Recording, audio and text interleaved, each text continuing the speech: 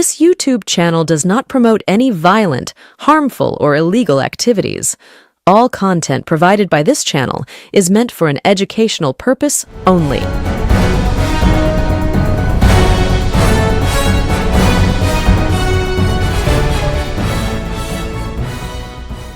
নমস্কার, আমি প্রতিবেদক সায়ন্তন চক্রবর্তী। আপনারা দেখছেন বঙ্গচক্ষু ইউটিউব চ্যানেল।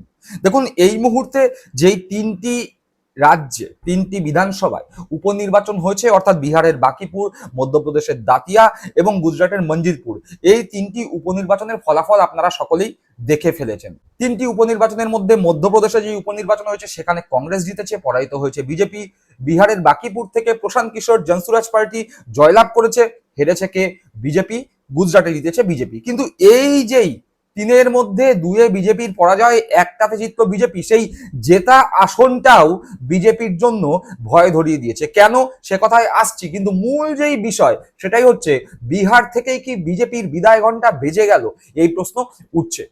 কেন বলছি কথা? তার কারণ, যেই আসন প্রশান্ত কিশোর জয়লাভ করলো বাকিপুর, সেই বাকিপুর এমন একটি আসন যেখানে বিজেপির স্থানীয় সাংসদ মন্তব্য করেছিলেন যে এখানে কুকুর বিড়ালকে দাঁড় করালেও তারা মোদিজির নাম এবং বিজেপির প্রতীককে সামনে রেখে জয়লাভ করবে। এতটাই কনফিডেন্ট ছিল বিজেপি এই আসন নিয়ে। এই আসন কিছুটা মমতা বন্দ্যোপাধ্যায়ের ভবানীপুরের আসনের মতো, যেখানে মমতা বন্দ্যোপাধ্যায় বা তৃণমূল কংগ্রেস হারতে পারে, সে কথা তৃণমূল কংগ্রেস বা মমতা বন্দ্যোপাধ্যায়ের অতি বড় সমালোচক বিশ্বাস করতো না। সেই রকমই একটি আসন বাকিপুর বিজেপির জন্য। এই বাকিপুর আসন 1995 থেকে 2026 গতকাল পর্যন্ত বিজেপির হাতেই ছিল, অর্থাৎ 1995 থেকে 2025, ভেবে দেখুন, প্রায় 30 বছর এই আসন বিজেপি নিজেদের দখলে রেখেছিল। গতকাল যে নির্বাচনের ফলাফল প্রকাশিত হলো, সেই ফলাফল যদি ধরা হয় তাহলে 10 বার এই আসনে, 1995 থেকে 10 বার এই আসনে বিধানসভা নির্বাচন হয়েছে। উপনির্বাচন এবং বিধানসভা নির্বাচন মিলিয়ে মোট 10 বার উপনির্বাচন হয়েছে। এই 10 বার উপনির্বাচন হওয়ার পরে 9 বারই জয়লাভ করেছিল বিজেপি। কারা কারা কত পার্সেন্ট ভোটে কি রকম ব্যবধানে আসছি সে কথায়, কিন্তু ওই যে বললাম, বিজেপি এতটাই কনফিডেন্ট বা ওভার কনফিডেন্ট ছিল, তারা বলেই দিয়েছিল যে এই আসন থেকে কুকুর বিড়ালকে দাঁড় করালেও তারা বিজেপির প্রতীকে জিতবে। বিজেপির এই আসন কে ছেড়ে গিয়েছিল? বিজেপির বর্তমানে যিনি সর্বভারতীয় সভাপতি আছেন নীতিন নবীন। নীতিন নবীন এই বিধানসভা আসন থেকেই জয়লাভ করেছিলেন, বিধায়ক হয়েছিলেন। নীতিন নবীনকে কিছুদিন আগে রাজ্যসভায় সাংসদ করে পাঠানো হয়, ফলে আসনটি ফাঁকা হয়, সেই কারণেই উপনির্বাচনের প্রয়োজন হয়ে পড়ে। আর এই আসনে বিজেপির যেহেতু নীতিন নবীন এই আসন ছেড়ে গিয়েছিল, সর্বভারতীয় সভাপতির প্রাক্তন সিট, সেই কারণে বিজেপি এই আসনে নিজেদের সমস্ত শক্তি লাগিয়ে দিয়েছিল।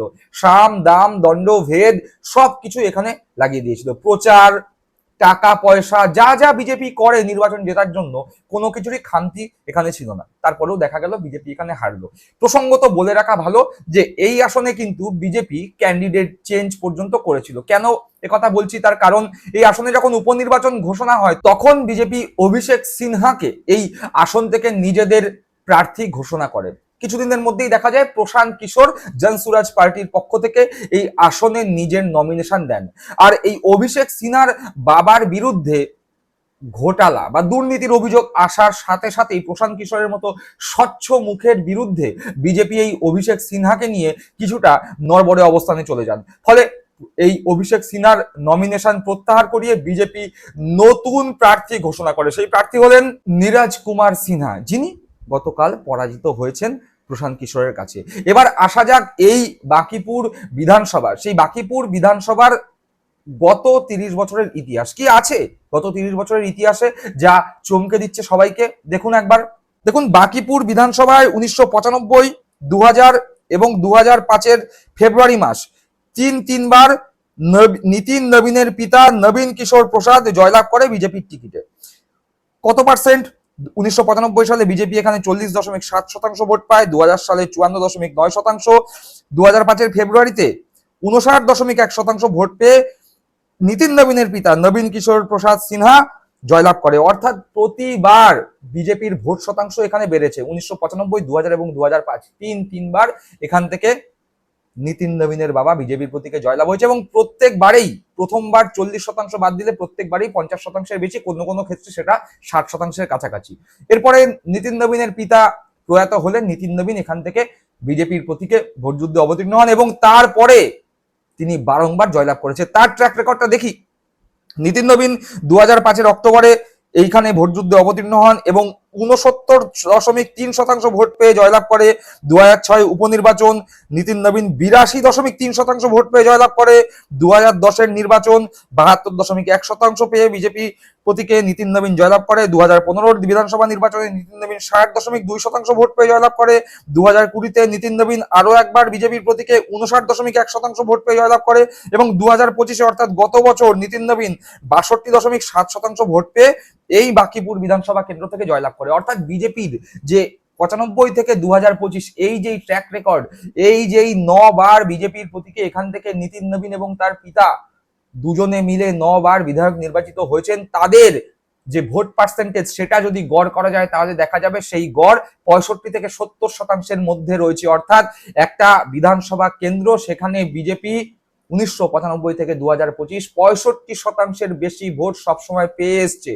এক বছর আগেও নিতিন নবীন এই বিধানসভা কেন্দ্র থেকে জয়লাভ করেছিলেন 63%-এর কাছাকাছি ভোট পেয়ে। আর সেই আসনে নিতিন নবীন যখন ইস্তফা দিয়ে রাজ্যসভায় গেলেন, উপনির্বাচন হলো, তখন বিজেপির শক্ত ঘাঁটি, যেখানে মাত্র এক বছর আগে 63% ভোট বিজেপি পেয়েছিল, সেই আসনে বিজেপি পর্যুদস্ত হলো কার কাছে?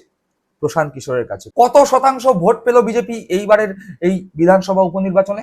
বিজেপি মাত্র 36% ভোট পেয়েছে। অর্থাৎ 63 থেকে সরাসরি 36% নেমে এসছে। প্রায় 27%-এর কাছাকাছি বিজেপির ভোট কমেছে। আর ওদিকে প্রশান্ত কিশোর 50%-এর কাছাকাছি ভোট পেয়ে জয়লাভ করেছে, বিধায়ক নির্বাচিত হয়েছে। যদিও এক্ষেত্রে একটা গুরুত্বপূর্ণ জিনিস বলে রাখা উচিত যে প্রশান্ত কিশোর কিন্তু শুধুমাত্র বিজেপি বিরোধী দল হিসাবে এই যুদ্ধে অবতীর্ণ হননি। এখানে লালুর দল অর্থাৎ আরজেডিও ছিল, পাশাপাশি নীতিশ কুমার এবং লালু প্রসাদ যাদব এই দুজন ব্যক্তিও এই বিধানসভা নির্বাচনে প্রার্থী হয়েছিলেন। অর্থাৎ লালু প্রসাদ এবং নীতিশ কুমার যাদের আমরা চিনি তারা নয়। বিজেপি ওই যে বললাম সমস্ত ধরনের ছলাকলা ব্যবহার করেছিল লালু প্রসাদ যাদব এবং নীতিশ কুমার নামক দুই ব্যক্তিকেও নির্দল প্রার্থী হিসাবে এখানে নামিয়ে দিয়েছিল, যাতে সাধারণ ভোটাররা কিছুটা কনফিউজ হয়ে যায়। নীতিশ কুমার এবং লালুর নাম দেখে ভোট দেওয়ার সময় আঙুলটা যাতে ওই নির্দল প্রার্থীর দিকেই চলে যায়, বিজেপি বিরোধী ভোট যাতে ভাগ হয়।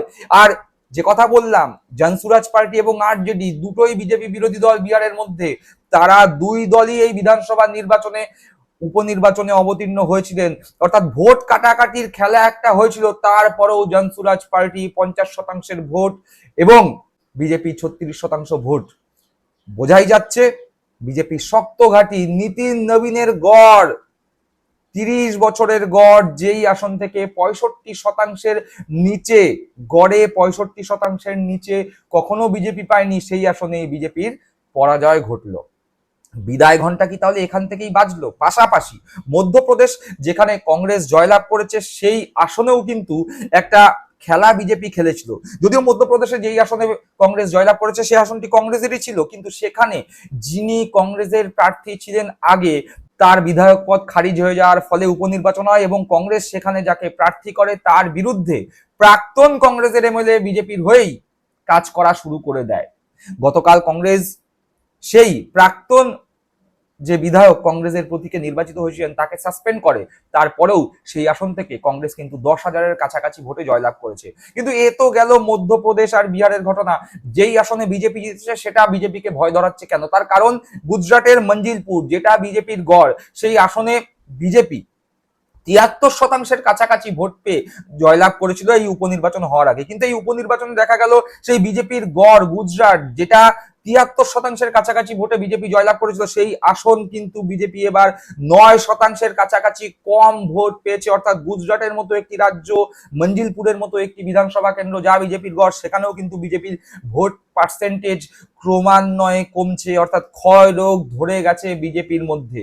একদিকে জেনজি আন্দোলন, অন্যদিকে রাম মন্দিরে চুরির ঘটনা, সব মিলিয়ে এই মুহূর্তে বেশ বেকায়দায় বিজেপি। তার মধ্যে নিতিন নবীন, যে বিজেপির সর্বভারতীয় সভাপতি, তার নিজের গড়ে বিজেপির এই পরাজয় ভাবাচ্ছে বিজেপিকে। ওই যে বললাম ভবানীপুরে মমতা বন্দ্যোপাধ্যায় হার, এ কথা যেরকম তৃণমূল কংগ্রেস বা মমতা বন্দ্যোপাধ্যায়ের অতি বড় সমালোচক বা শত্রু দুঃস্বপ্নেও কল্পনা করতে পারবেন না, সেইভাবেই নিতিন নবীনের গড় বাঁকিপুরে বিজেপি হারতে পারে তা বিজেপি বিরোধী কোনো শক্তি কল্পনা করতে পারে না। কিন্তু এটা যখন ঘটে তখন আমরা দেখতে পেলাম রাজ্যে পালাবদল ঘটে গেল।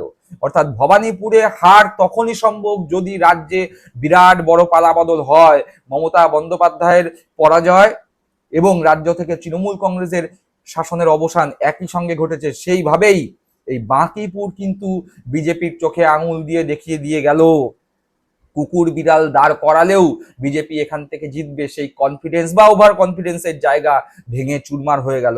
তাহলে কি এখান থেকেই বিজেপির বিদায় ঘন্টা বাজা শুরু হয়ে গেল? প্রশ্ন রাজনৈতিক মহলে কিন্তু খুব জোরের সঙ্গে উত্থাপিত হচ্ছে। দর্শক বন্ধুরা, আপনারা কি মনে করছেন? অবশ্যই কমেন্ট বক্সে কমেন্ট করে জানাবেন। সকলে ভালো থাকবেন, সুস্থ থাকবেন। জয় হিন্দ, বন্দে মাতরম।